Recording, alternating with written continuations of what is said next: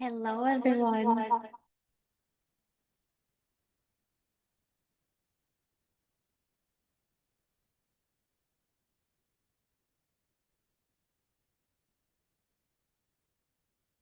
I had a little bit of an echo on my end, but I think it's fixed. Hello. Hello again. Hello, everyone. Sending many, many greetings, big hugs to all of you. If you don't know me yet, my name is Hannah. I am an evolutionary astrologer. And for those that know me already, that know me, know my work, thank you so much for being here. It means a lot to me. Any chance I have to speak astrology, to share astrology, I'm always so grateful. Hello, Christina. Hello, Liliana. Hello, Anna. Hello, everyone. I also want to warmly welcome those who will be tuning in later through the recording. Thank you also to you for being part of the circle as well. And hello, Jim. This talk is really, really special to me.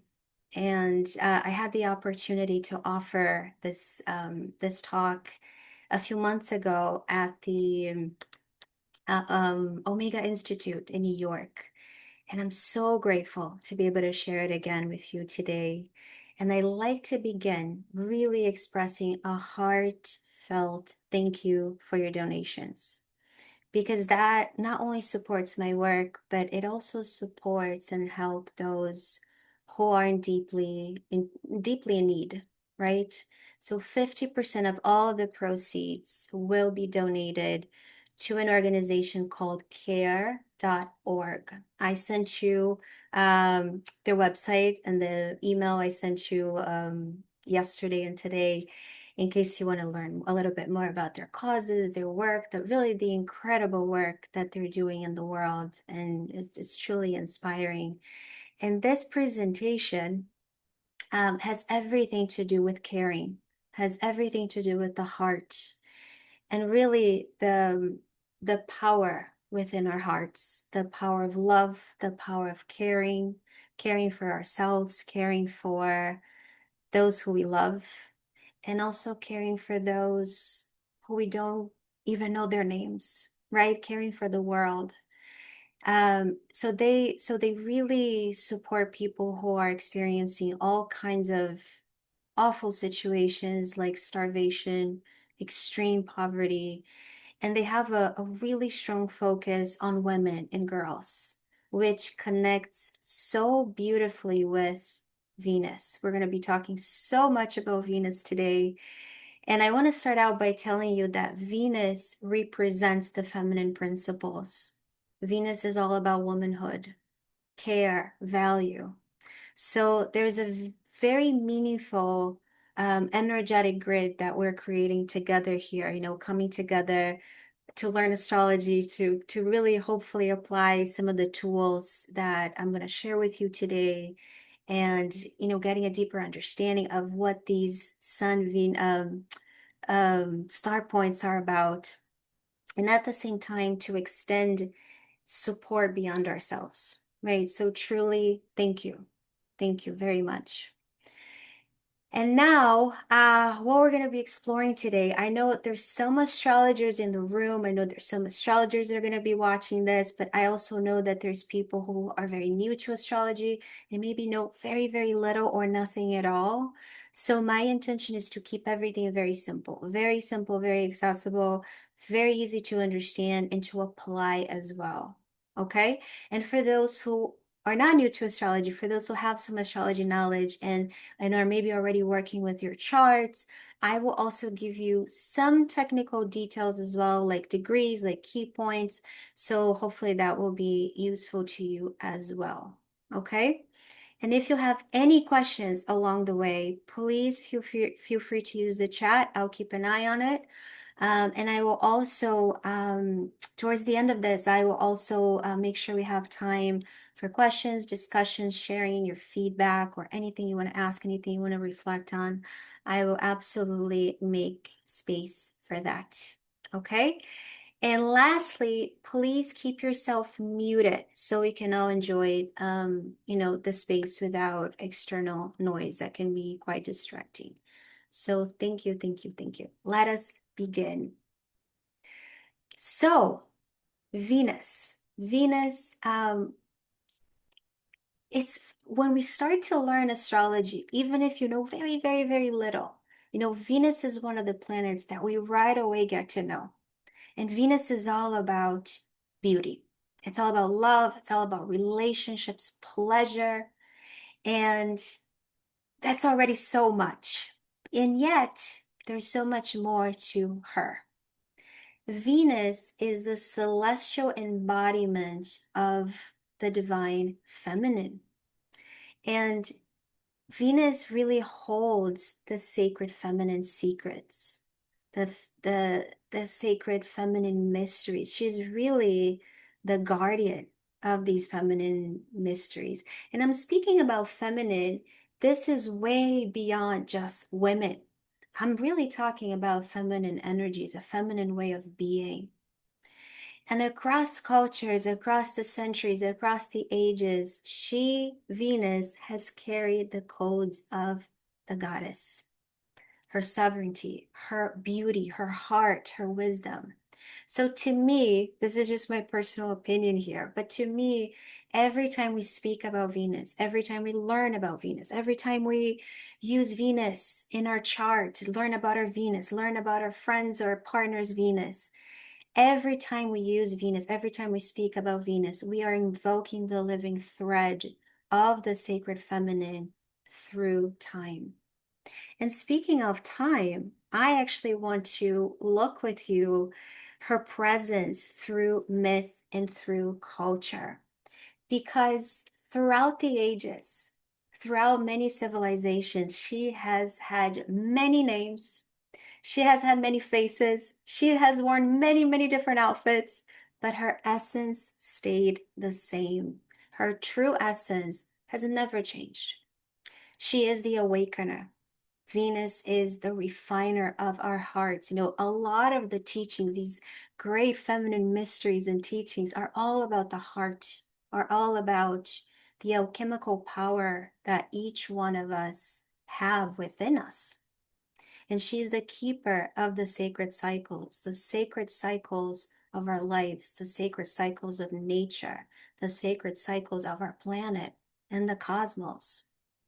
And Venus is the one who leads us through the descent, the going down, the going into the dark, and then the return. Again, teaching us about this alchemical power of love, of loss, and of renewal. And we'll speak more about this. But something that's really interesting about Venus is that there's so many stories about her. There's so much myth. And the myth is all about this underworld journey. It's all about this descent, this going inward. And that's reflective in the journey, the journey of the planetary cycle of Venus, of the planet Venus. So what happens is that we look up to the sky, we see the light of Venus up in the sky. We can see it, we don't need a telescope. But then at one point in her cycle, she vanishes, she disappears. She goes into these unseen realms. So for a while, we don't see her light. She is hiding. She's in this underworld journey. And then she reemerges. She's then transformed. She rises back again. So here is the Acheulean goddess. I don't know if you've heard about her before, but she is, archaeologists date her back to around 800,000 years ago. So this is really the Neanderthal human. Imagine that.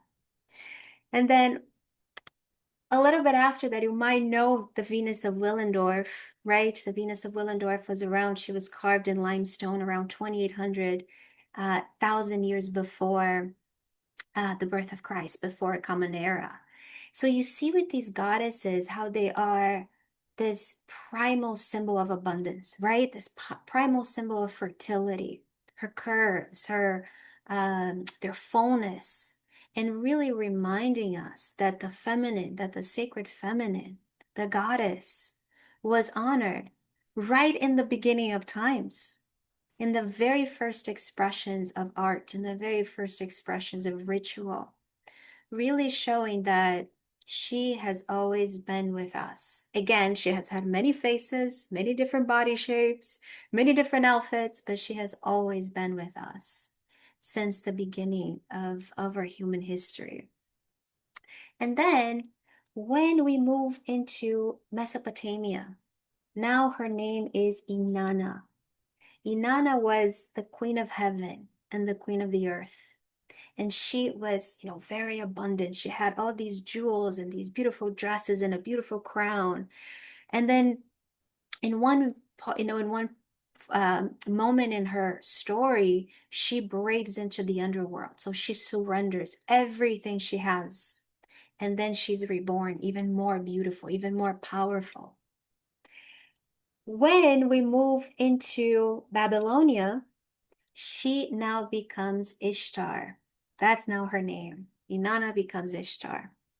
And Ishtar is the goddess of love and also the goddess of war, really teaching us about these sacred cycles, right? How there are times of love, creation, manifestation, abundance, but also how there are also times of destruction. There's also times of letting go. There's also times of endings, and how this is part of the sacred cycles of our lives, of seasons, right? We have winter, we have summer. So here, again, teaching us about these cycles of life. When we move into ancient Rome, I'm sure you've heard of Aphrodite, right? The luminous goddess of beauty, eroticism, that magnetic life force. And then when we move into, I'm sorry, I said ancient Rome, but in ancient Greece, that was her name, Aphrodite. And then when we move into ancient Rome, we have Venus. So Aphrodite, that's her Greek name. Now in Roman times, she becomes Venus. And Venus was so revered, she was so adored, that now we have a planet named after her. So these goddesses, and I'm just bringing, just four of them. There's so many. But what I want to, you know, the meaning of this is that what I want to show you is that these goddesses were so much more than just romantic love. They're so much more than just sex or sensuality. They're really the embodiment of the feminine current in its full power. And they are our guardians. They are our initiators into these great feminine mysteries. And again, initiating us in the mysteries of our hearts, in the alchemical power of our hearts, leading us through this process of descending and then the process of returning. So, how this shows up in our lives is really teaching us how to love fully, how to love deeply, how to love profoundly, fiercely, powerfully, unconditionally, but also how there are times to release, teaching us how and when to release with grace and how to grieve, right? How to grieve what it's lost, or maybe who is lost, and then to return, to reemerge, just like the planet Venus that goes into these unseen realms. The same thing with us, to go through periods of sadness, grief, whatever it is. We all have gone through it. We all will go through it, right? But then she teaches us to return, to reemerge, to rise again, now with deeper wisdom, now shining even brighter, even more radiant than before, just like Inanna after she comes back, after she comes, out of this underworld journey. And really, it's that deep, deep, profound teaching of how do we keep our hearts open? in a world that can be quite hard, quite difficult, where there's so much hardship.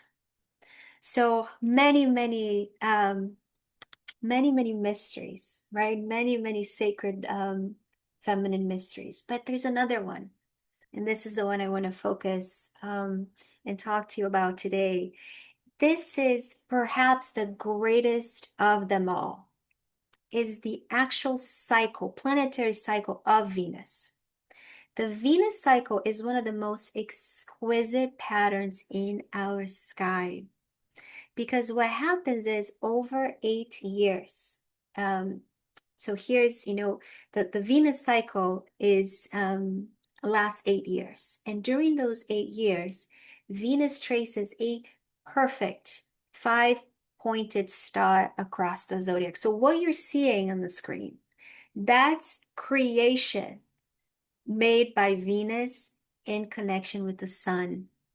So Venus, like I mentioned in the beginning, how Venus is all about beauty. And one of the things that we learn when we start to study astrology, it's like Venus is all about how you beautify yourself, what you perceive to be beautiful in yourself and others.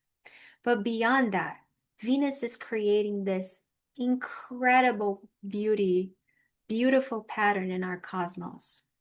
So again, over this 8 years, Venus traces this perfect five-pointed petal across the zodiac. And that's the pentagram, right? And think about that sacred geometry of the pentagram. And the key moments in the cycle, in the Venus cycle, is when she meets the sun. So, imagine that Venus is the goddess, right? Sun is the king. So we have this great meeting between the sun and the goddess. And this is called the sacred heartbeat of the cosmos. So here you have, just so you have an idea of the star that they create together across the zodiac. And I actually want to show you a quick video to show you how this works in terms of the actual cycle. So just give me one quick minute here. I'm going to share my screen again. I hope you can see my screen. Do you see the video? Yes? Wonderful. So now, as you can see, the planet in the middle, that's us. That's where we are, right? The big orange ball, that's the sun. And then in just a little bit, you're going to see Venus. I believe she's going to be a yellow dot. So I'm going to press play and you're going to see this 8-year cycle happening very, very fast and what they create together. Ellen McKay. Oops. Ella is the perfect holiday movie to see. Of course, there is a. Okay, here you go.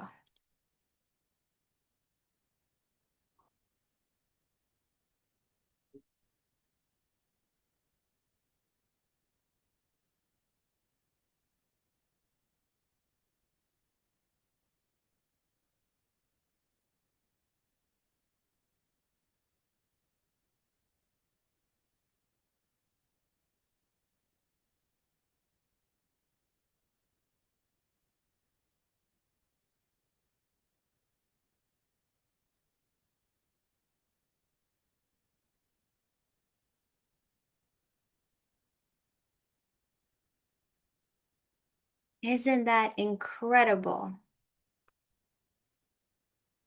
I will make sure to send you this link as well if you want to take a look at it again.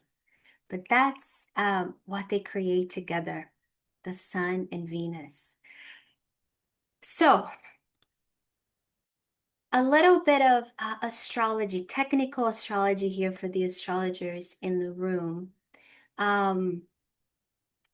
This 8-year cycle, Venus and the sun are going to meet every 9.5 months. So every 9.5 months, we're going to have this meeting between the sun and Venus.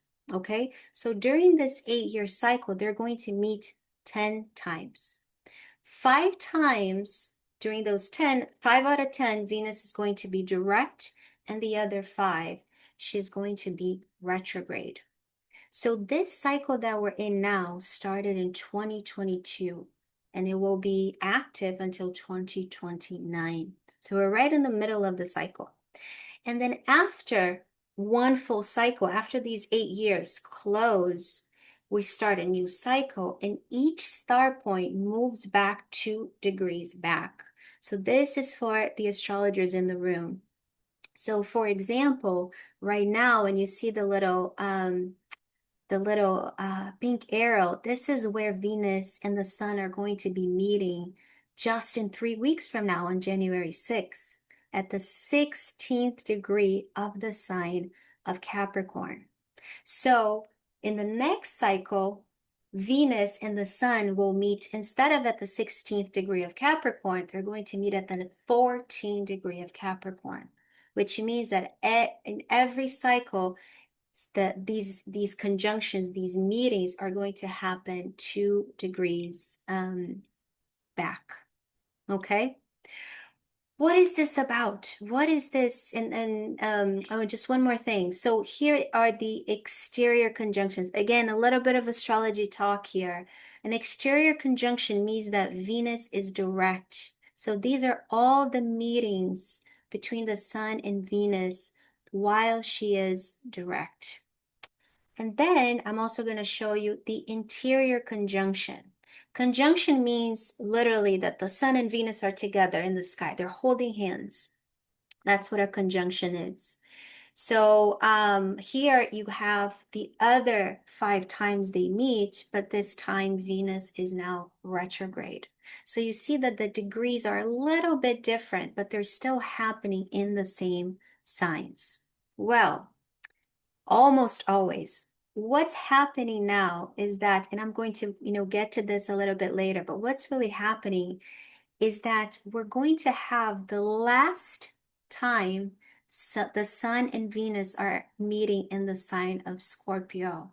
And this is going to be the second star point in 2026, October 23rd, at the 0 degree of Scorpio. So this is the last time in our lives where we're going to have a star point in the sign of Scorpio. From now on, it's always going to be in the sign of Libra.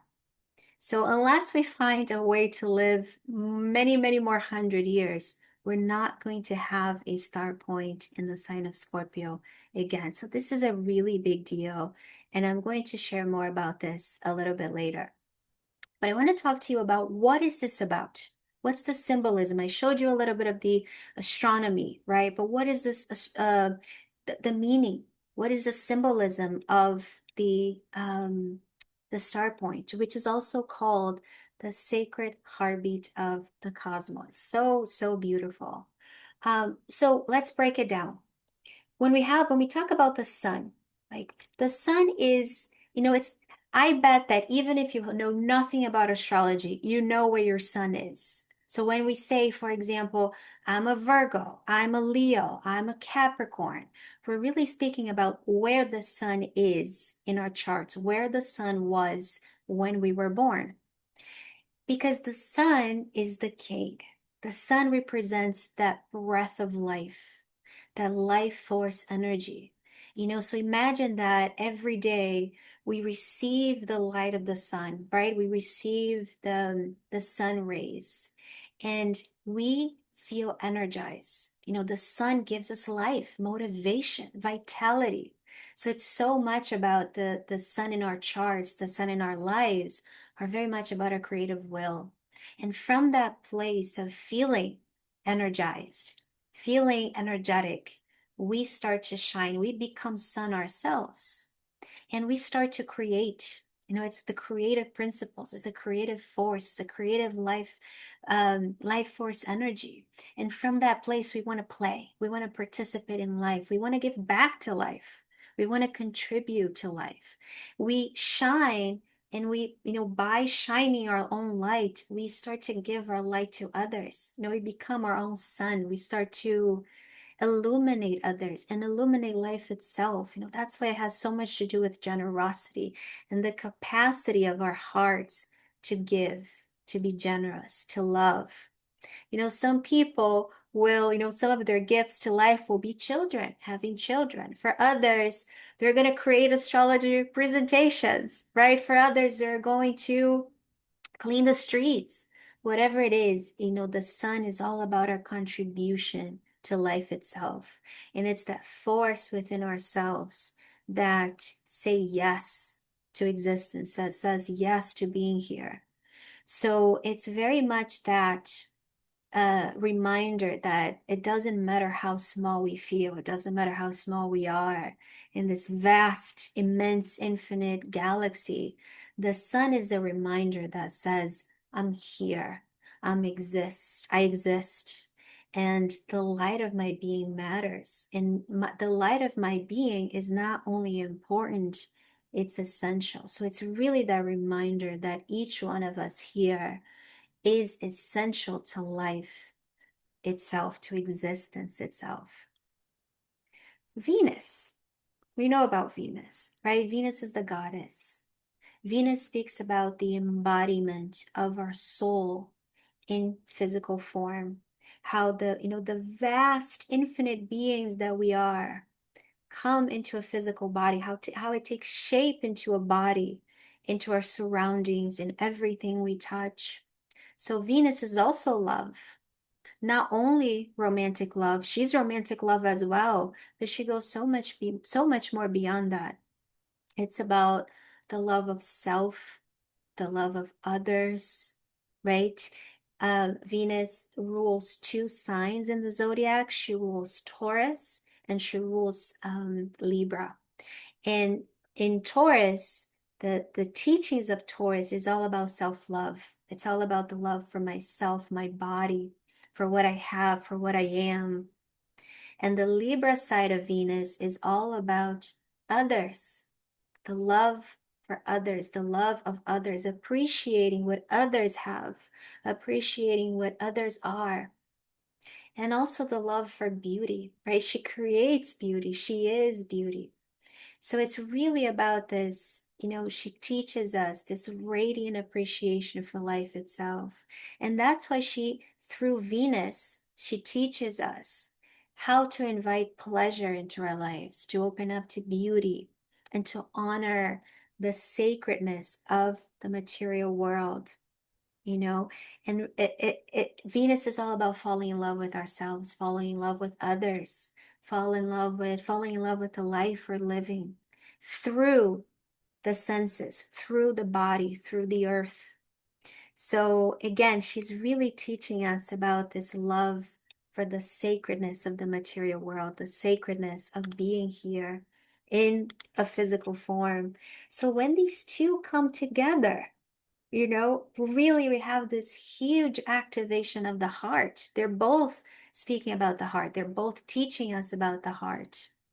And just, so you have an understanding of how it works, remember that I told you that at one point in her cycle, Venus disappears, right? We see her light, we look up to the sky, we see Venus up there, and then at one point she disappears. And what's happening is that she's getting so close to the sun, and the sun's light is so, so bright that Venus disappears into the sun's light. And this is called a cazimi. And that Kazemi is a private, sacred union with that solar life force. So it's like they're having this intimate meeting, they're kissing, they're smooching beneath this veil of light. So this is astrological. Yes, we're talking about the symbolism of it, but this is so much more. This is energetic. This is alchemical. This is transformational. And I took a screenshot of that video that I showed you. And you see how here we have the sun and Venus, and we're right in the middle. We're right in the middle of this beautiful creation. So yes, it is great. It is in, that invisible force of love. Imagine that this is the heart of the cosmos, the heart the cosmic heart that is alive, that is beating, that is moving, that's creating beauty. And this really invisible force that illuminates us and that keeps us thriving, that keeps our hearts alive.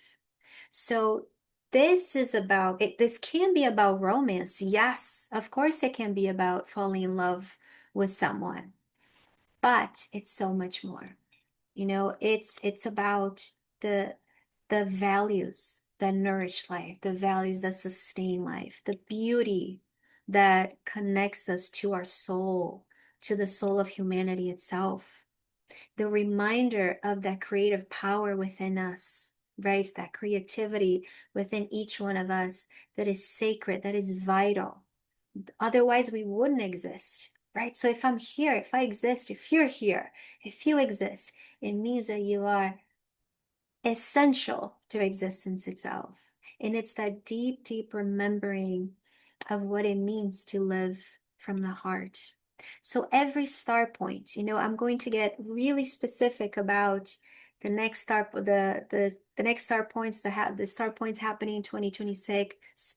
But regardless, if there's one thing that you remember out of this talk that you can keep with you for the rest of your life is to every Venus star point, use that as a portal, as a reminder. Do I love my life? Do I love myself? Am I in love with the life I'm living? Am I happy? Am I grateful to be here? Am I living from the wisdom of my heart? And my relationships, how am I showing up in my relationships? Or am I showing up with respect, with authenticity? Am I honoring my needs as well as the needs of others? Venus teaches us all about balance. Venus rules Libra. Libra teaches us about balance. So each star point is that opportunity to go back to ourselves and to evaluate, how am I living my life? Am I creating beauty and harmony in my life? And another thing about the star point, because you have such an activation of the heart and such an activation of the physical, I want to tell you a story, a quick story.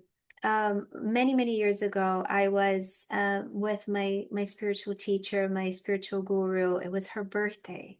And there was she received this beautiful cake, and it was a cake made of many cupcakes. And I remember when she grabbed one of the cupcakes and she took a bite, and she was in that ecstatic moment of the deliciousness, right? Tasting the sugar high, that moment of, we all thought, oh, she was probably in her own Kazemi with the cupcake itself. And she closed her eyes and we could see how much she was enjoying it. And then what she said next, I'll never forget. She said, enjoy your life because we don't have this on the other side. So this experience of the senses, taste, smell, touch, this is part of the physical. And I think many of us take it for granted. I certainly do. So during the Venus Star Point day, remember how amazing it is to be alive. Celebrate your life, celebrate your existence, celebrate your light, regardless of where this meeting is happening, what sign it's in, where it's activating your chart. Celebrate being here, fully alive in your body and your spirit, and enjoy, have pleasure, have great sex, go to nature, bring beauty into your life, savor that delicious cake, whatever it is. But that moment to honor yourself, and that moment of also honoring others, sharing love with others, sharing appreciation with others, gifting part of your creative power to others. And this could be so simple. This could be through a hug. This could be through a word of appreciation, a phone call, right? It doesn't have to be complicated, but it's that reminder of, again, that we are hard beings. And yes, so in the joy of being here, the joy of being in this physical body.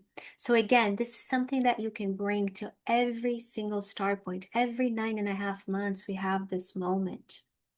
But let's get more specific, right? Let's get to the star points happening in 2026. We're going to have 2 star points. And I'll actually go back to the here you go. So the first star point it's happening on January 6th, 2026. So coming up very soon in the sign of Capricorn at the degree 16. So if you know your chart, if you know where Capricorn is, look for the mid degrees of Capricorn. If you've never seen your chart before, I invite you to go to my website. You can cast your chart for free. So if you know where it is, this is where it's going to be happening. Now, the second star point, that's going to happen on October 23rd. So that's going to be 9.5 months after. And that one is going to happen at the 0 degree of Scorpio. Okay, so again, if you know where Scorpio is in your chart, that's going to give you even more specific information about how this star point is activating for you. Okay, so let's start with Capricorn. I'm going to go back here to my slide. Here you go. Okay, so Capricorn. Again, just the basics here. January 6th, 2026, at the 16th degree of Capricorn, the type of conjunction, the type of meeting for the astrologers out there is called the external conjunction, which means that Venus is direct. She's now retrograde. So when you look up to the sky, Venus is going to be a morning star, which means that we're going to be able to see her light during the day. Okay, but then when she meets with the sun, what happens? She is now invisible. During the time of the conjunction, during the time of the meeting, Venus, we can't see her light at all. And then after the conjunction, after the meeting, she is going to reappear now after sunset. So now Venus will be an evening star, which means that we're going to see her at night after sunset. Okay? What does this mean? You know, what if both Venus and the sun are meeting in these great Capricorn council chambers? What is the king and the goddess discussing? What are they talking about?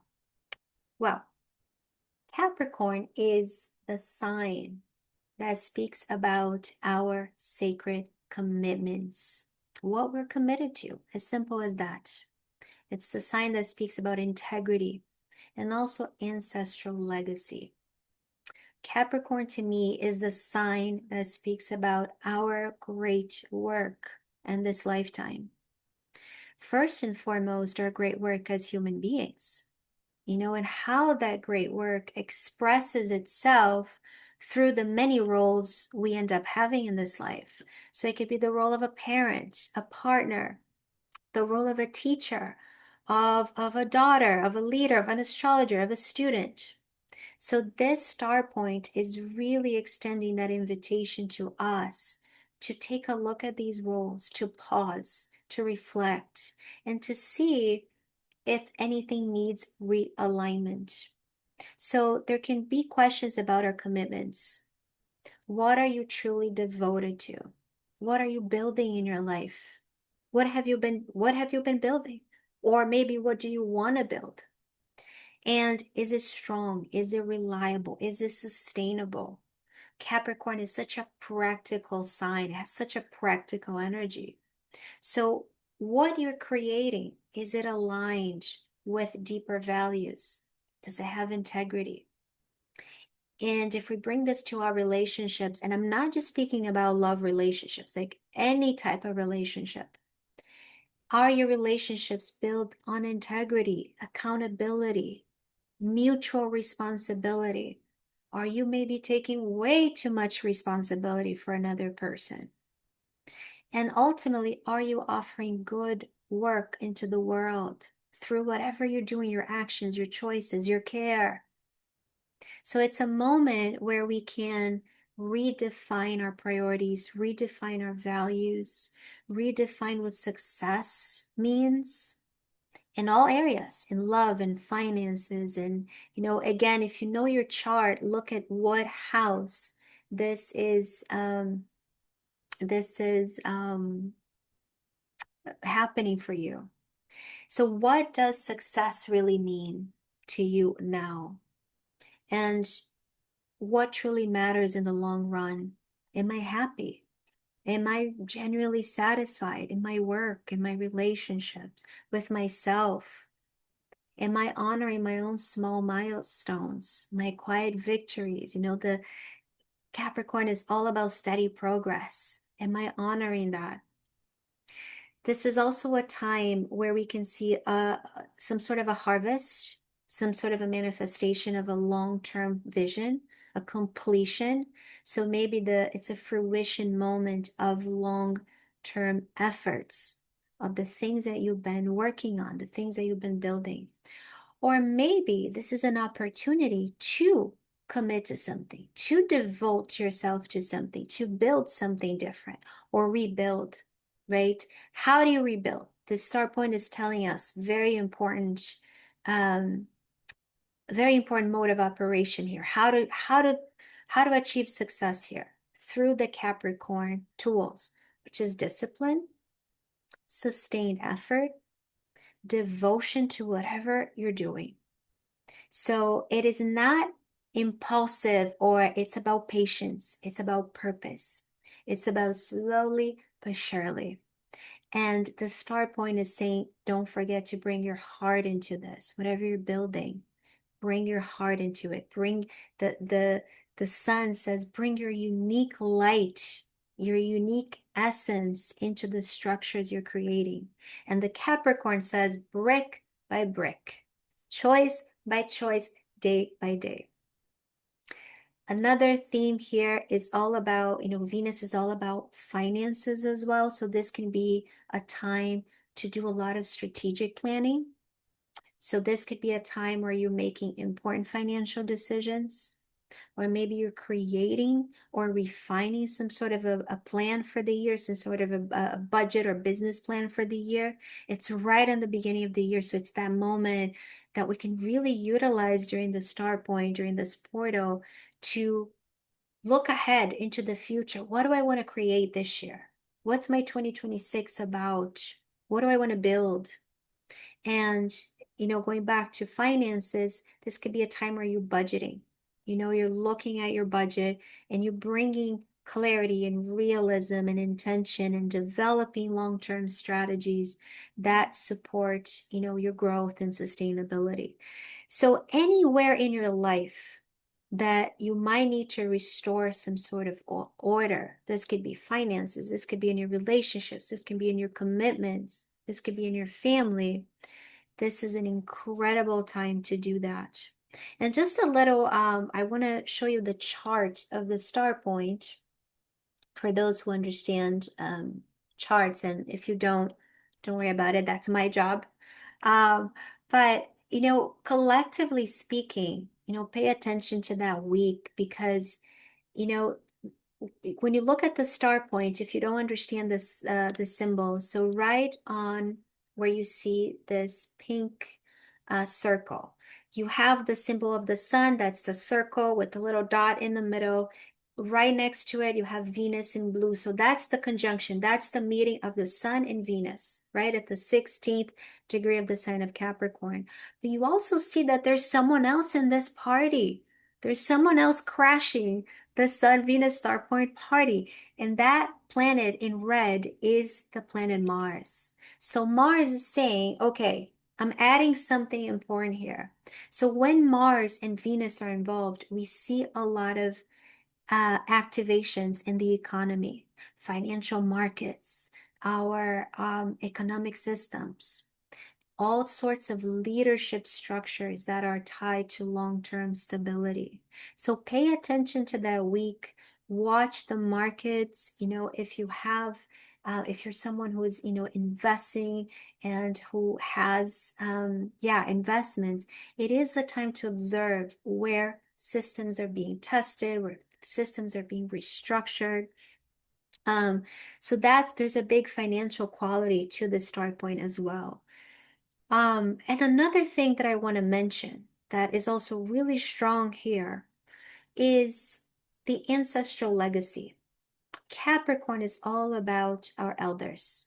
Capricorn speaks about the traditions, our elders, what has been passed down through generations. So all the structures that we have in our lives, the structures that uphold our families, our culture, our society, that's a very Capricornian thing.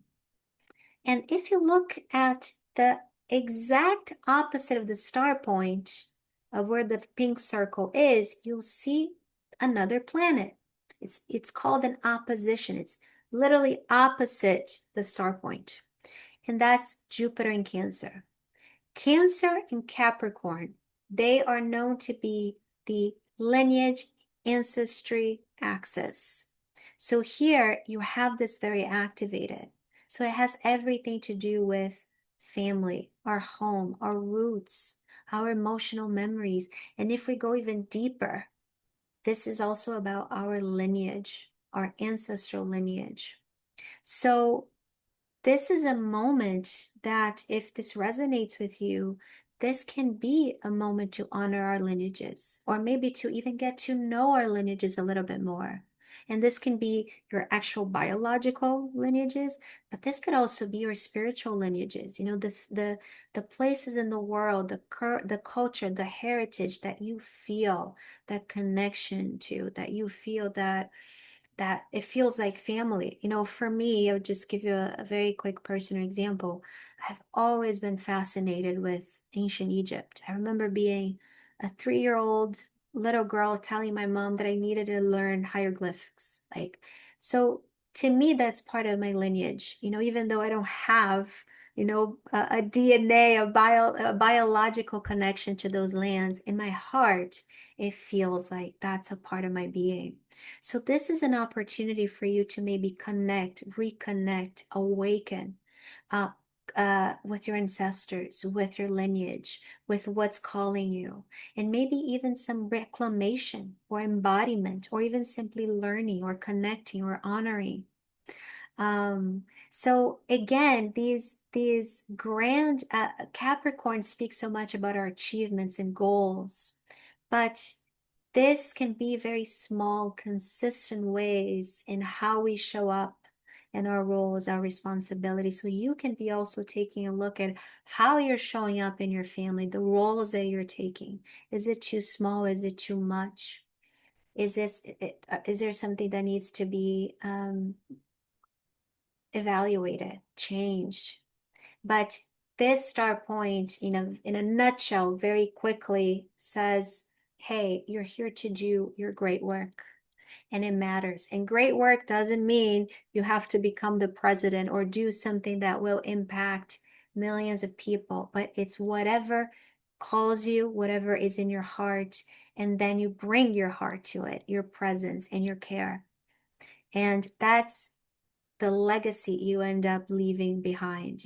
That's why Capricorn is so much about the elders. It's the legacy, the ones that we learn from, and then we become the elders, and then we leave something behind for others. So that's the question here. What are you leaving behind? How are you living your life? Some ideas of rituals. And when I speak about rituals, I don't mean something, monumental or grandiose or something, big.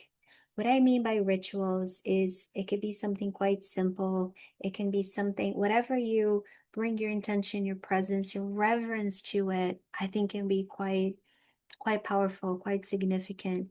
So anything around the earth rituals, earth offerings, Capricorn is an earth sign. So there's a natural connection to nature.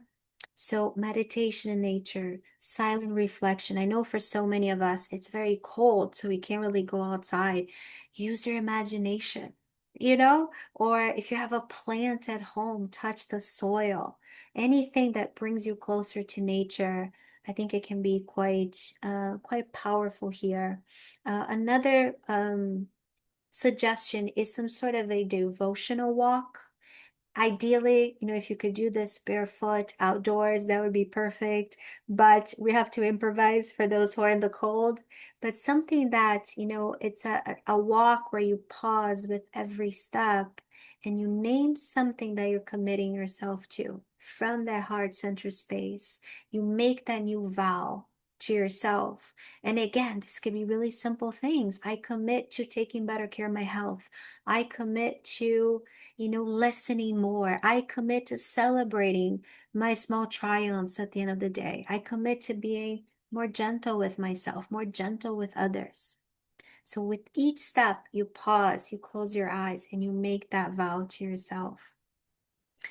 Another idea is anything with stones and crystals and rocks. I mean, Capricorn loves rocks. So anything that if you're into crystals, for example, if you want to hold the stone, set the intentions, then maybe you can place it on your altar or wear it, activate that vibrational frequency, bring it close to your heart. If you're doing any sort of lineage, ancestral work, maybe you can offer it to your ancestors, to the earth itself. Another suggestion is a commitment jar. Commitment jar, very simple. You fill a jar and you write these commitments or even the things that you're grateful for. And then, each day or every week, for example, you draw one and you reflect on how you're embodying. It's that reminder of that sustained commitment. And maybe you could do that, with your partner, with your friend, with someone in your family. That could also be really nice to, kind of have that little project together. Um, a commitment letter, same thing, where one thing about the commitment letter, it could be about for yourself, it could be for your partner, it could be for another person, it could be for your ancestors. One thing about the commitment letter that I want to suggest is to date it, sign it, have your signature, have that commitment of Capricorn that says, I am showing up. I heard this a while ago. I don't know if it's true, but I'll share with you in case it resonates. But I heard that when we come into this planet, when we incarnate, when our soul comes into the body, we sign our names. So Mother Earth knows that we're here, like we're checking in. And that I love that because that's very Capricorn. It says, hey, I'm committing to this life. I'm really here. I'm going to live this life. It's that commitment to ourselves, commitment to life. So if you do a letter, if you write a letter, like, sign it, put your name, put your name there. Another thing is a vision board. If you're into this, Capricorn is it's an earth sign, it's physical. So whatever you create, you could create a drawing, a vision board. You could do something with mud or clay if you like to build things, but create a physical representation of your dream, of your goals, of what you're committing to, of your vision, and then have it somewhere in your home that you can constantly see it. Again, it doesn't have to be a beautiful drawing, something that you can that constant reminder of, okay, that's what I'm working on. Don't forget, right? That reminder. And you can always activate it with your intention. You can activate it with your heart, with your reverence, with your gratitude. You can give it back to the earth. One thing that I love to do is I love to create little lists with my intentions, and then I like to place it under the earth, just like when you're planting a tree and it's like you're seeding something into life, right? So I like to do that. That's another suggestion. And lastly, anything about ancestral work here, as I mentioned, is really, really powerful. Could be very simple: meditation, prayer, offering, gratitude, connecting with your lineage, asking for guidance, asking for support, on your path. Many, many, many of us, I think most of us, unfortunately, in the Western world, we have been severed from the wisdom teachings of our ancestors. And I believe, I might be wrong here, but I believe that if we track back all of our ancestries, regardless of where we're from and where our families are coming from, all of them go back to earth based indigenous traditions. All of them revered the sacred, the earth, right? Going back to the earth.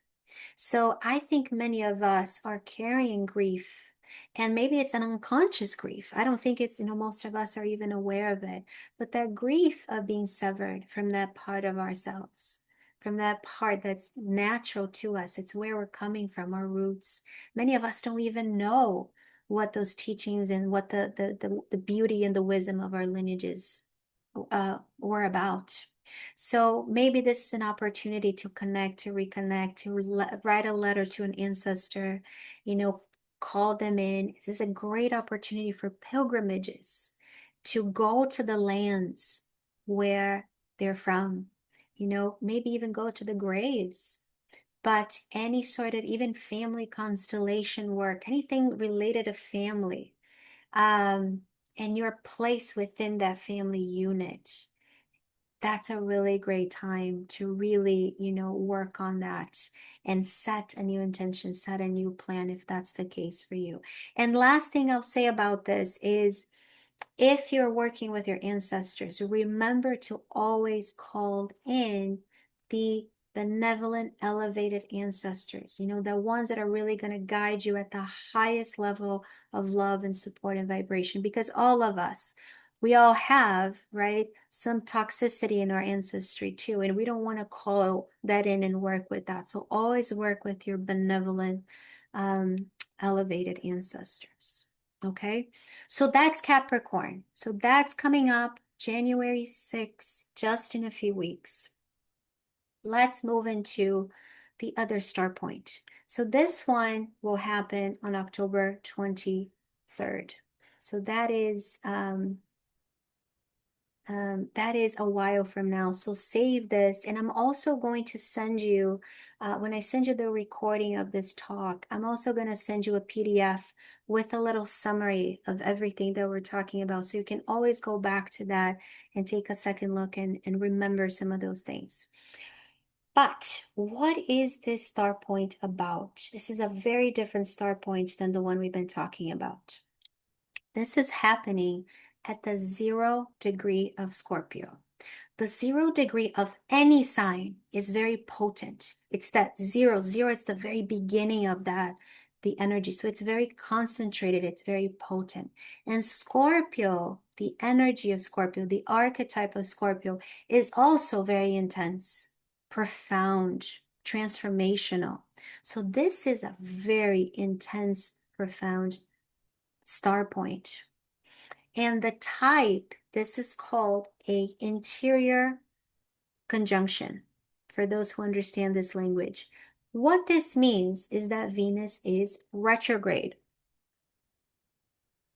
So Venus retrograde, any retrograde motion gives us a very, very specific message. It says, we need to take a second look at things. Instead of moving forward, we're taking a step backwards. So it brings that sense of reconfiguration, revisitation, reviewing something, taking a second look at something. And here with Venus can be a lot about finances, love life, our relationships, all of our relationships, how we value ourselves. So there's a lot about this that we're going to be revisiting. And so a lot of old stories coming back, you might um you might realize, oh, I've heard this before. Oh, I know this person. I know this story. I know this pattern. And in terms of visibility, again, when the sun and Venus are together, we cannot see the light of Venus, right? She is hiding in the underworld.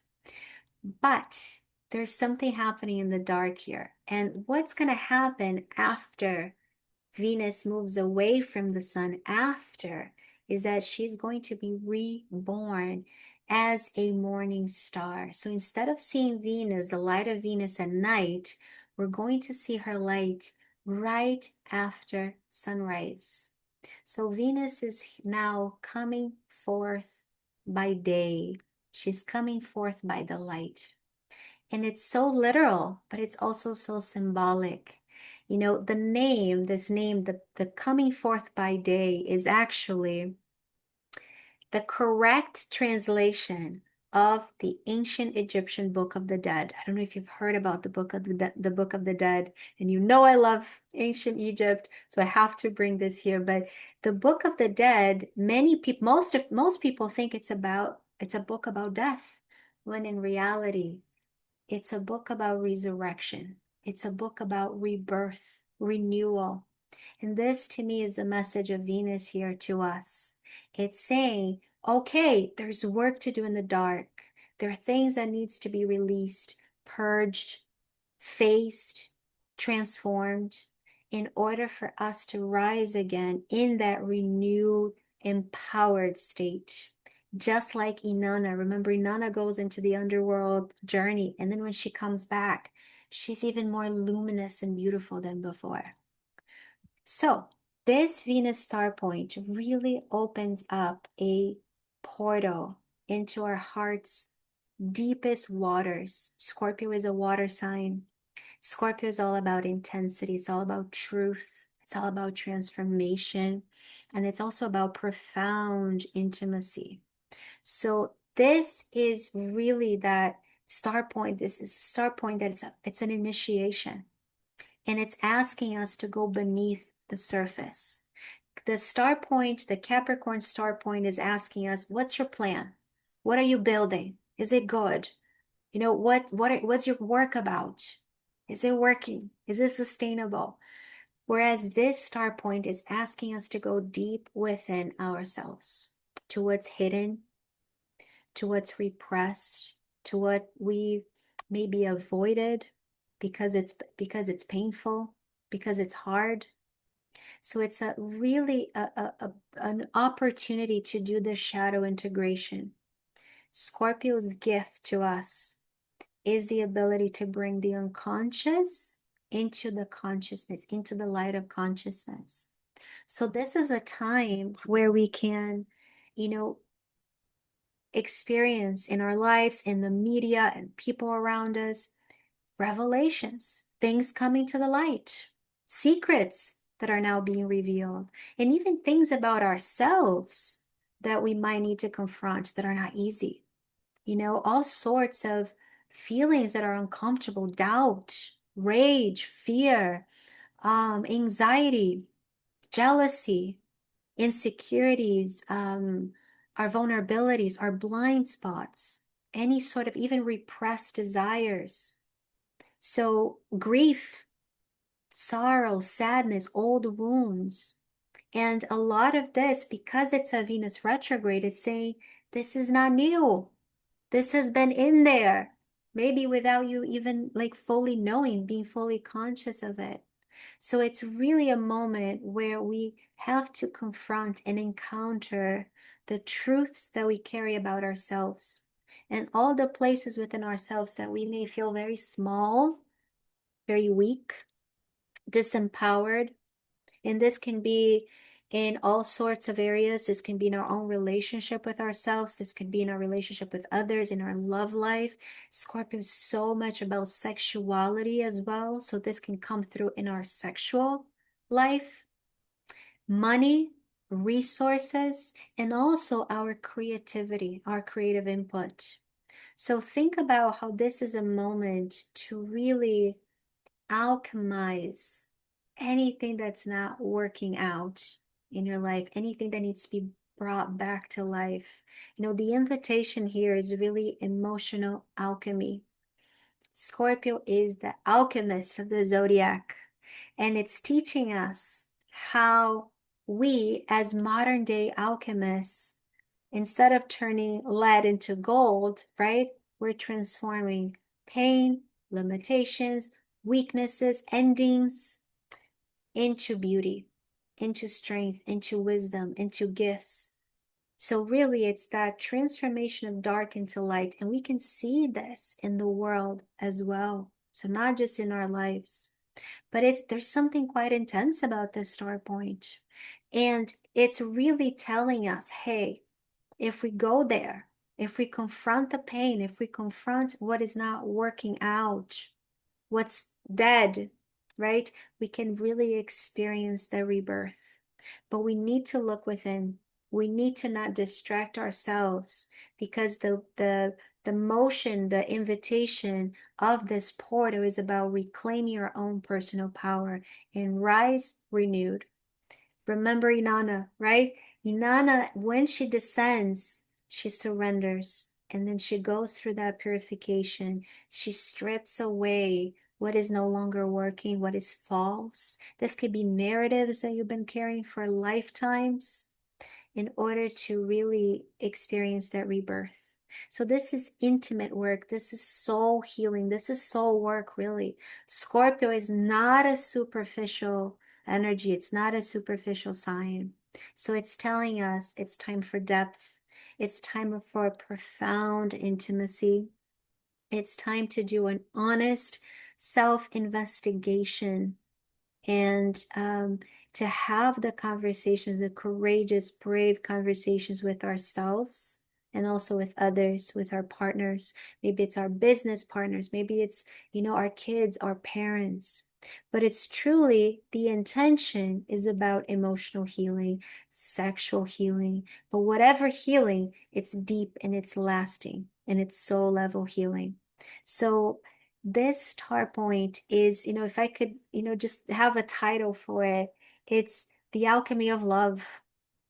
And how do we do this work? We stay in our hearts. We bring into our hearts. We let the power of our hearts, the alchemical power within us, to transform and to rise to a higher place. So this is a time where we can experience a lot of transformation, relationships, chapters. We can experience endings and new beginnings.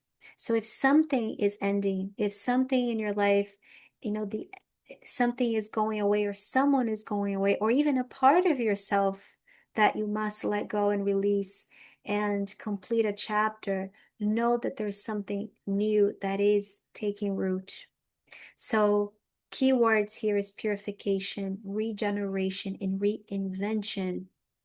So whatever you feel like you need to release, whatever you feel like that no longer serves you, that needs to be healed, transform, anything in your life that feels stale, or anything in yourself that feels stale, that feels that needs to be brought back to life. This is it. This is the time to do it and bring that reinvention, that creative regeneration. If something that needs to be infused with passion and purpose, if it's your projects, if it's your art, if it's in love, if it's in sex, if it's really that phoenix. Another symbol of Scorpio is the phoenix. And what happens to the phoenix? It dies, it becomes ashes, and then it's reborn, right? So again, symbolically, emotionally, energetically here, what must be released? What must die, in order for that alchemical work to take place and you rise like the phoenix, wiser, stronger, brighter, and more embodied in your truth. This is an intense start point, but I do think that if we go through the depth of what's asking of us, it can really be really soul work, soul healing, soul transformation.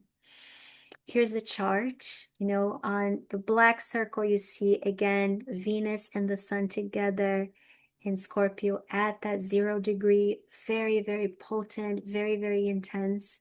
And one thing that I'm not showing you here, and I apologize for that, is that there is a square with Pluto. Pluto is the the red, like, wine colored, it's on the right side. I should have marked Pluto so it's easy for you to see. But regardless, what's happening here is that this star point is speaking to this Pluto. Okay, for those who know astrology, that's a square, that's a 90-degree angle. Pluto is the ruler of Scorpio. So it's bringing even more Scorpio into this, even more intensity, even more, that powerful transformation. And it's in Aquarius. So it's really about, there's a collective dimension to this initiation. And Aquarius also speaks about our friendships. So a lot of these dynamics can be happening in our friendships, our community, groups, network, collective spaces. So anything about belonging, the sense of belonging. And the Pluto in Aquarius is also saying, okay, as you do this emotional deep work, what's happening is that we're upgrading our consciousness. Aquarius is about elevation, upgrade, taking things to a higher level. So we've been doing things in level 1. We're ready for level 2. This is what the star point is telling us. So this can be personal, but this can also be communal in your community, your groups, the groups that you belong to. On a collective level, these are the political parties. We're going to be seeing some stuff. We're going to be seeing some secrets and revelations and truth coming to surface. But again, elevate, look at your life, look at all the places where you feel like you're not enough, that you're weak, that you don't have what it takes. This Pluto, this star point in this Pluto is saying, raise up the bar, elevate the way you think, and the way and the emotional patterns that have been limiting to you. This is a time to release them, these outdated attachments, so you can go back to community with greater authenticity as well. So very clear sequence here in these star points that in Capricorn in January, we're building, we're rebuilding, we're sustaining, we're working on our foundations, we're working on our long-term plans and our long-term commitments. So really it's the symbolism of like we are building our palaces, right? We're building our temples. And then 9.5 months later, with the Scorpio star point, we're deepening, we're transforming, and we're purging anything that no longer needs to come with us. And we're working, we're regeneration, we're rebirthing things. So, and we're doing that retrograde work, which is taking a second look at things before we're moving forward, right? Very clear message here from the sky to us. And last thing is some ideas of rituals. Again, I mentioned this one before, but I think it's so important to do that honest self-investigation. Take an honest look at your life, at yourself. Be in it. Feel it. Be in your heart. Feel things deeply. Don't look away. Don't distract yourself. Go completely in it. Go right through it. Face that music, because it's in the facing the music that you go right through it and get out of it at the other end of it. I saw this quote once. It was, I thought it was like, this is so Scorpio. It says, it doesn't matter how well you walk through the fire, but walk through it. And I think that's the courage that Scorpio gives us, that says, in the darkness, that's where the light lives. That's where you find the light. So it's deep work and there's a level of intensity to it, but it is worthwhile. It's profound. Another one that I've already mentioned is courageous, honest conversations with ourselves, with others, heart-centered exchange. Make space for others to share truthfully. Bring your presence, and but also speak openly without hiding, without sugarcoating. Sharing your truth, because it's about deepening our intimacy, deepening our relationships. And you might, realize that maybe there are people in your life that are not willing to do that, that are not willing to, go deeper with you. So that might be part of the sadness.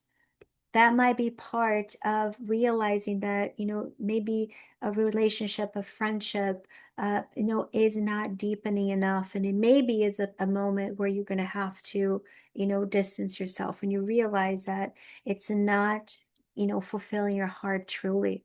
So hopefully the intention is to deepen our intimacy with others, to have those conversations where you feel that you can share vulnerably, that there's space for you, and also make space for others and be in that heart-centered exchange. Another one, very, very Scorpio, is go into the mysteries. Scorpio is the occult, is the mystical, the occult arts and sciences. So this could be anything that you might resonate with. This could be tarot, the oracle. This could be meditation practices, spiritual practices. One suggestion for, those who like I like the oracle card. So one suggestion is pull a card that day. Ask the question, what hidden truth is being revealed to me now? What am I ready to know? Bring that under, like, bring the symbolism of it. Another idea for those who enjoy meditation, you could do a descent, a meditation where you go into the underworld and you descend into the underworld and you visualize yourself walking into a cave or some sort of underground temple like Inanna. And there you meet your shadow guide, a figure that gives you the truth that you're ready to receive.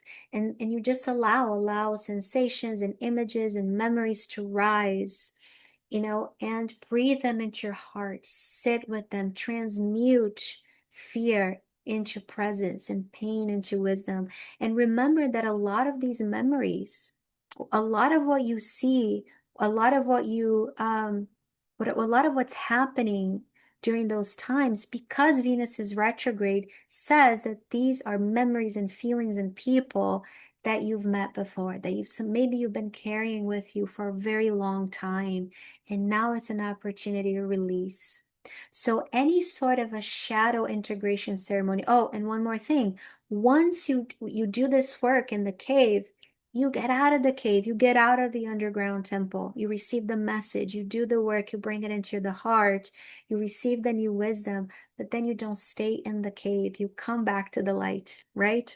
So any sort of a shadow integration ceremony, with candles, with um, journaling, or you can bring something to even nature itself. Like, for example, Scorpio has to do with blood, so you could do a blood offering, not real blood, please, not real blood, but something that could symbolize blood, like, for example, pomegranate juice or wine or rose water, like something that's dark, but it's really that symbolism of offering the earth something that you're ready to release, and you bring that gratitude to, and that symbolism of the transformation and the renewal, and honoring that cycle and honoring the ending of a cycle, and that offering that to the earth and allowing the rebirth to occur, to take place. Any sort of water ritual is also really great. Scorpio is a water sign, so anything, for example, like an initiation bath or a shower, you can bring the rose petals, you can bring black salt or essential oils, but use your imagination and think about the old skin peeling away, releasing, and then as you emerge, you're renewed, right? So letting the waters dissolve whatever is old and residual, and that you're simply ready to let go. Uh, if you are a woman, this is an opportunity to do womb work. If you are a man, you could also do sacral chakra clearing. But I wanted to focus on women for this one, just because um, so much of the trauma, so much of the wounds of the feminine are stored in the womb. And when I speak about trauma, I'm not just speaking about terrible violence and rapes and killings. I'm speaking about all that women had to endure. We speak about lineage here. All the times that women have been silenced or overpowered or simply not able to be fully who we are authentically in the world and shine our light. So much has been stored in the womb. So any sort of womb clearing practice, releasing, you can bring the light into the womb. You can perceive and visualize clearing away old attachments. One, I did a womb course once, and the very first thing we had to do as we're being trained was to, connect with the womb and scream, let go of anything that's been stored there, emotional residue. For so many women, sexual trauma. So anything that can, connect you to that place and release. Can be quite powerful. So, and also any sort of sexual healing practice as well, coming, this could be solo, this could be with a partner, but something that brings a deep intention and the safety and the presence and the heart and the breath work and that mindful touch, really coming from that space of, my body is such a sacred temple, and reclaiming power through pleasure. Scorpio is there's such a sexual intensity and energy to Scorpio. And when it's well used, it raises consciousness. So, that's another portal here for those who want to engage with that. And then the last one is the violet flame. If you don't know what the violet flame is, the violet flame, and that's what you see on the screen. It's literally like the name says, it's a flame and it's violet. And it's a spiritual tool from the esoteric traditions, especially connected to Saint Germain. So what it does is it's a fire transmutation, which is all about what Scorpio is about. So the fire, the frequency of the violet flame helps us to shift lower dense energies, whatever it is, if it's fear, sadness, anger, karma, blockages, whatever, and you throw it into the fire with your imagination, with your intention, and that fire, that the frequency of the violet flame elevates, transmutes and elevates the lower frequencies into higher frequencies, into love, into forgiveness. You could do that with your heart as well. You can bring it into the heart to do that alchemical work. That's Scorpio. Scorpio is all about the alchemical work of transformation. That's that purification. And again, I don't know if this is true. I'll share with you because I heard it. I don't know if this is true information, but I'll share it anyways. That the violet flame was a part of our earth. It was available to anyone and everyone. But back in Atlantean times, it was misused. Everyone is just throwing all their misdeeds into the fire and in transmuting it, and it took away personal responsibility. So that vital flame was taken away from our planet because we're too immature to use it. But then many years later, it was brought back again because humanity was able to now use the violet flame with more responsibility, more maturity. So Saint Germain was the one who brought it for us. So how do you use it? You visualize the fire, you bring anything that you're feeling, the pain, the whatever, and then you claim that you are the violet consuming flame in action, and you put it in whatever it is into the fire and let it transmute it into light. And then you offer forgiveness, compassion. And for those who've never used this tool, you might even feel a little like, really? Is this really going to work? I just, my suggestion is try it once because it is pretty incredible. I've been using it for many years now, and I'm a big fan. So I wanted to share this with you in case you want to play with it. Okay, so this is Scorpio. This is our star point in Scorpio. So just a little message here to um, end this talk is that, may we meet these star points in 2026 with open hearts, with steady hands, and remember the power of love and how love is not just a spark. Love is not just, romantic love. Just like the goddesses, love, our hearts, and these star points are really an initiation. It's a profound transformation. It's really a sacred devotion to build something with our hearts and our hands and our bodies and our work that is lasting and that is truthful. And again, remember, every star point Remember the power within you, within your heart, the capacity to feel love and also to feel grief, to feel sadness, and also to transmute what hurts, and then to share love with, one another as really living, breathing grid force in this world. Okay? For those who enjoyed this and want to get to know more, I just want to share with you the queen of the star point. So all this knowledge is coming from Ariel Gutman. She wrote this incredible book called The Venus Star Rising. So if this is something that you want to go even deeper with and get all the technical details, this is the book for you. And lastly, this is me. If you're not familiar with my work, please check it out. Please say hi. These are my socials, my YouTube channel, my website. And thank you. Really, really thank you so much for being here with me, for being open to this information, for bringing your presence, for bringing your heart, for bringing your openness. I really, really, really deeply hope that, what we explored today not only opened something within you and within your heart, but also offered you practical tools, real ways of really working with these Venus star points, the dates, these portals in 2026. And like I mentioned before, you will receive a PDF with a summary of everything that we talked about today. You'll receive the recording, you'll receive the PDF. So you have it easily accessible as we continue working with these energies, because the start point coming up, it's coming up very, very soon. But the one in Scorpio, by then you might forget a lot of this information. So please revisit that if you want to. Please share this with anyone that you might, that you think that might benefit from this wisdom. And yes, I'd love to open up the space for any questions. I'm going to check the chat. I'm so sorry, I forgot to check the chat. But just, I just want to open up this space for any questions, reflections, anything you might feel called to share.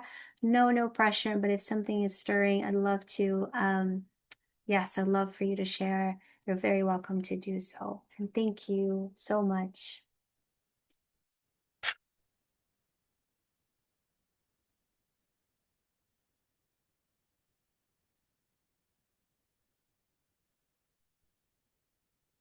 Anna, you have Pluto, 2 degrees of Scorpio. So that star point is really really significant for you.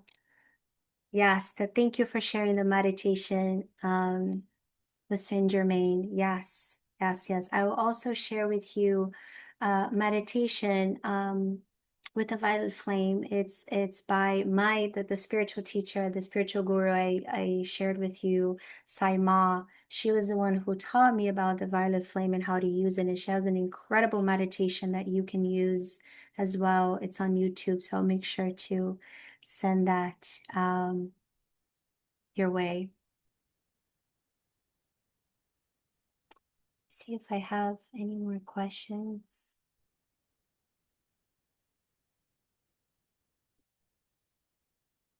Alicia, that's something new about this being a cycle. I don't know. I would do more research I was not familiar with this 32-year cycle, but I will definitely get back to you because that will be very interesting for me to know as well.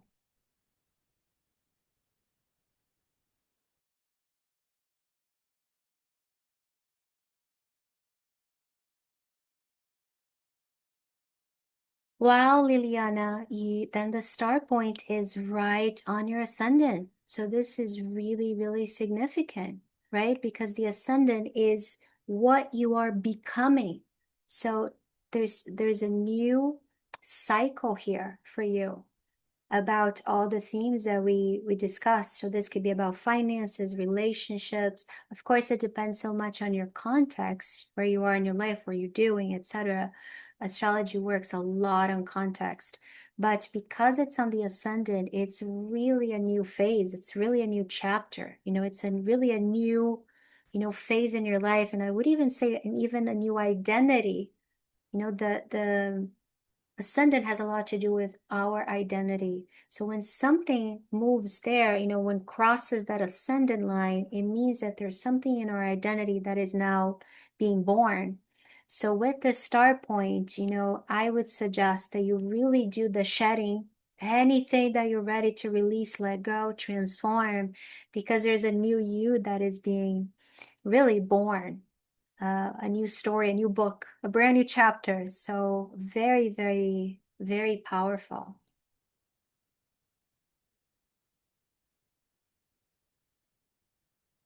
And for those who don't know your chart, you can absolutely do that online. You could do that on my website. You can cast your chart. All you need is your date of birth, time of birth if you have it, and location of birth.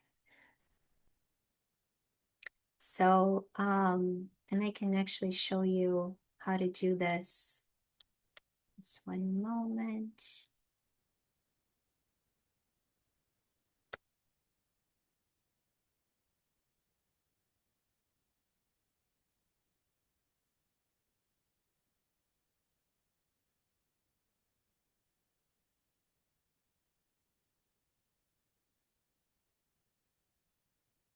So here is my website, and if you go on view your chart, all you need to do is put your information. Like, for example, I will just do mine really quick.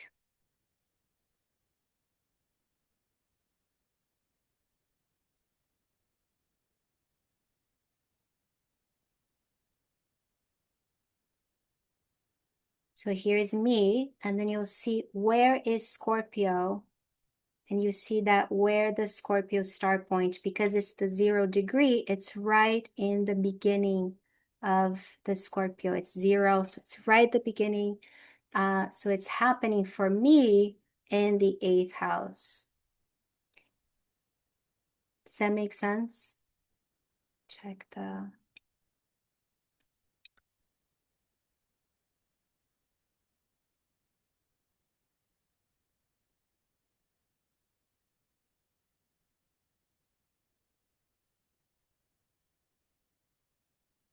Just checking all the messages here, see if I missed anything.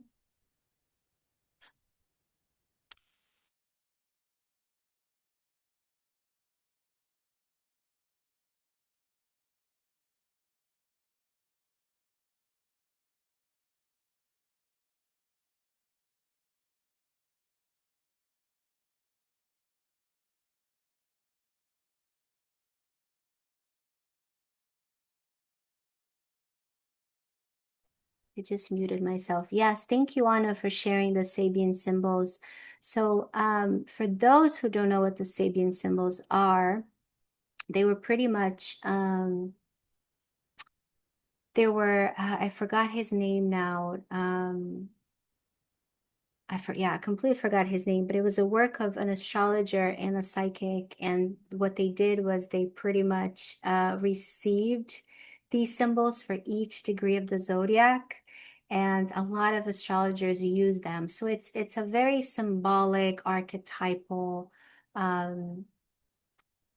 information and symbolism that you can use to get even more, depth and information and interpretation.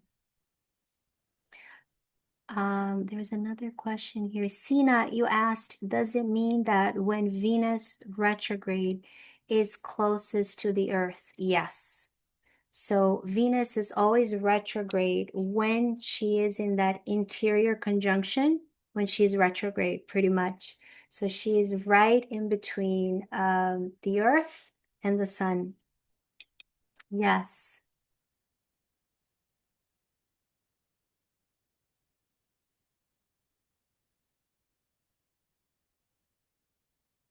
Thank you, Alicia. Yes, I'm definitely going to research this and get back to you. For how long does the star point influences the chart? This is such a great question. So what I understand is that the day of the star point is really powerful, right? But that, with astrology is not just like the energy is active and then it's off. So think about the energies building, and then we have the climax, which is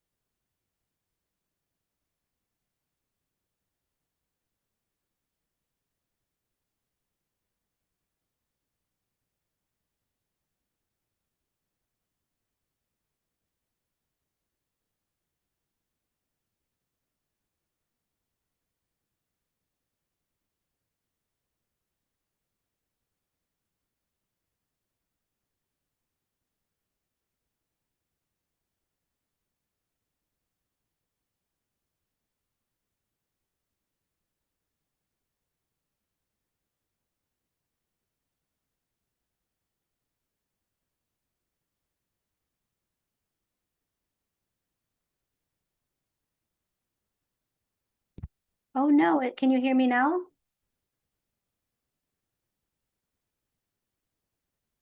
Oh, I'm so sorry about that. I don't know what happened. What was the last thing you heard?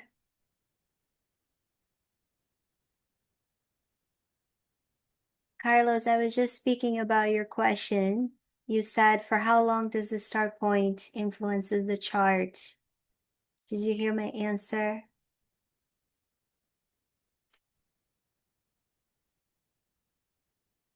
Oh my goodness. Okay. I'm glad you guys let me know that you couldn't hear me. So the answer for that, Carlos, is that okay, thank you. So the answer is the day of the start point is really significant, right? And think about the wave. So the day of the start point is the climax. It's the maximum. The days leading to the start point is like the wave is growing and growing and growing. And then we have momentum, the day of the start point. And then after that, the wave starts to diminish. So that whole week is very powerful, especially because Mars is also there. So Mars is really saying, wherever Mars is saying, do it, let's go, get it done. It brings action. So it's a very powerful week, but also pay attention to that degree. Remember the 16th degree of Capricorn. See what happens when a planet comes to that degree. So it's a really interesting observation because many times we have the activation and then months later that degree gets activated and then something else comes to surface, especially if you have a planet in that start point or close to that start point. So you can use even a 5-degree orb. So 16 Capricorn, you can go to even 11, 12 Capricorn, and then 19, 20 Capricorn. Same thing with Scorpio. But there's another really interesting thing too. If you know how to use astrology, if you're comfortable with your chart, or if you ever get a chart reading, if you ever work with an astrologer, one suggestion is look for your own Sun, Venus, star point in your chart.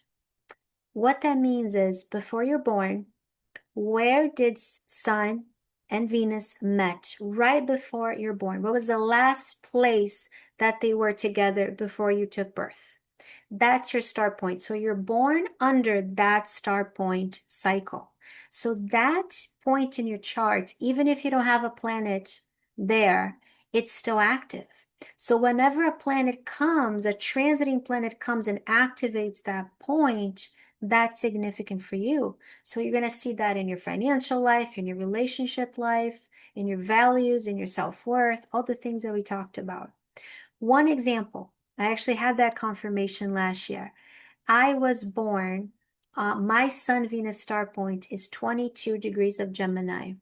I don't have anything at the 22 degrees of Gemini. I don't have any planet. It's an empty place in my chart. Last year, the planet Jupiter was in Gemini. And when Jupiter was at the exact degree of my star point, so that's 22 Gemini, I got a phone call and I received the invitation to speak at the conference at the Omega Institute of New York. So Jupiter is all about teaching. It's all about expansion, right? It's all about opportunities. And one really even graphic um, thing to this story was that I was asked to do a talk on the Venus star point. So when Jupiter was on my Venus star point, I got the invitation to speak about the Venus star point. So it was very graphic. So if you have a way to know your Venus star point, keep track of it. What happens when Jupiter comes, Mercury, Venus, not Venus, I'm sorry. No, Venus, yes, Venus, Mercury, the sun, moon, etc., and so forth. What happens, especially when it's a slow moving planet, the ones that are far away from us, Saturn, Jupiter, Uranus, Neptune, Pluto, that because they move so slowly, they're going to be activating that star point in your chart for a long time, sometimes even years. So get to know your Venus star point, even if there's nothing there, because it's quite significant. Oh, Alicia, I'm glad it's making sense. That makes me really happy to hear. Oh, I'm glad you thought it was a wonderful talk. Oh, thank you. I put a lot of heart into this. All right, I think I got to all the questions. If you have any more questions, any more insights, any more sharings, please don't hesitate to get in touch with me. You have my website, you have my email address.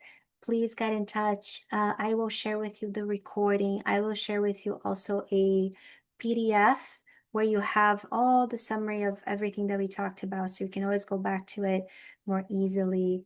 And again, thank you so much for being here, for your time, for your openness. If you also, if you want to share what happens to you during those star points, I'd love to hear what that activation is like for you, what happens in your life. Tell me all the gossip. I love to hear. Um, Thank you again. Many blessings, many kisses and hugs to you all. Have a beautiful night and weekend and Sunday and week and so forth.